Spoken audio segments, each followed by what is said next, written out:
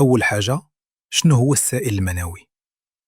السائل المنوي هو واحد السائل أبيض كيخرج من الراجل وقت القذف، وكيكون فيه الحيوانات المنوية هي المسؤولة على الإخصاب. سوائل مغذية فيها معادن كتغذي الحيوانات المنوية وكتعطيها طاقة. مواد واقية كتحمي الحيوانات المنوية من الوسط الحامض ديال المهبل. كيفاش كيتصايب هاد السائل؟ السائل المنوي ما كيتصايبش في بلاصة واحدة، ولكن كيشاركوا فيه بزاف ديال الأعضاء.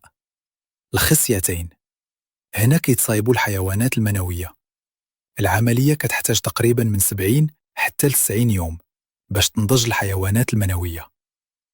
البربخ اللي هو أنبوب طويل ومتلوي كاين فوق وخلف الخصية.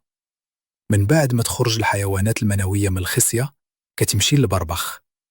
في هاد البلاصة كتكمل النضج ديالها وكتولي قادرة تتحرك. الحويصلات المنوية كيعطيو سائل فيه السكر المسمى بالفريكتوز، كاين حتى في العسل والفواكه.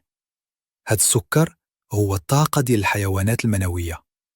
هاد السائل كيشكل أكثر من 50% من السائل المنوي، وفي وقت القذف جميع هاد السوائل كيتخلطوا مع الحيوانات المنوية وكيخرجوا كاملين على شكل سائل منوي مستعد لتلقيح البويضة.